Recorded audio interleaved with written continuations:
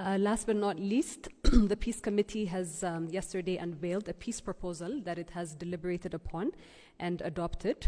You would note that in the statement that was released yesterday and the consultation that had been had with the key sections of the diplomatic community, the peace proposal has got a three-pronged proposal. Firstly, it proposes for peace talks to happen within the coming weeks towards an agreed ceasefire.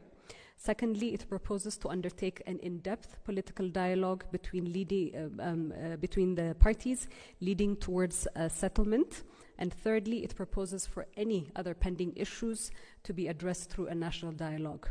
This proposal by the Peace Committee of the federal government is another demonstration of the government's continued commitment to peace and for a peaceful resolution of the conflict. It puts into perspective that the people of Tigray, affected communities in Afar and Amhara region, as a consequence of the devastations, need respite at this moment. It establishes that talks must be without any preconditions because Ethiopians in the Tigray region need not continue being prisoners of TPLF's own political interests. It is cognizant of TPLF's continued forced conscription of youth in the Tigray region. It is cognizant of TPLF's accumulation of weaponry through channels masquerading as humanitarian assistance and through other means. It is cognizant of the illegal flow of foreign and local currency being funneled into TPLF's coffers to finance another altercation. It is cognizant of the siphoning of humanitarian assistance and fuel reserves towards combatants instead of intended beneficiaries within the Tigray region. It is cognizant of the actors that are aiding and abating the TPLF's affront to peace. In spite of all of these, the posture of the government remains that of peaceful engagement and a resolution of this conflict in a peaceful manner. The agenda for peace has been at the forefront by the government before the war broke out. You would notice that. The call for peace was being made by the government during the war through many gestures that had been made. And the calls for peace, for a peaceful resolution, continue to be made at this moment, despite there not being a shred of interest for peace by TPLF. Despite this, there are still those for whom the image of TPLF as an underdog is compelling and who continue to propagate this misleading narrative.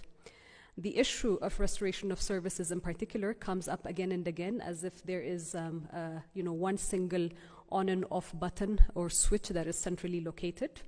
This is a particularly dangerous and erroneous view of how service that is disrupted due to conflict and related damage within the region is administered.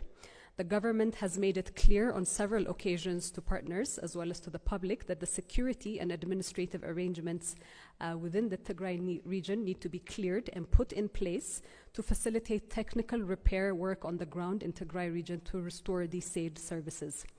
Hence, an operable and enabling environment is essential for such technical work to be undertaken on the ground.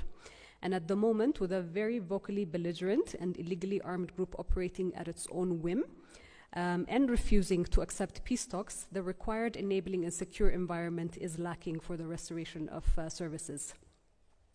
If TPLF genuinely cares for the well-being of Ethiopians in the Tigray region, then they should be publicly asked by various international community actors to accept the peace agenda and sit for talks instead of looking for excuses to avoid these peace talks. The government of Ethiopia once again affirms it is ready at any time and at any place suggested to engage in peace talks under the auspices of the African Union-led process. So with these initial remarks, I will open it up to key questions that you have as it pertains to the briefing that has just been provided.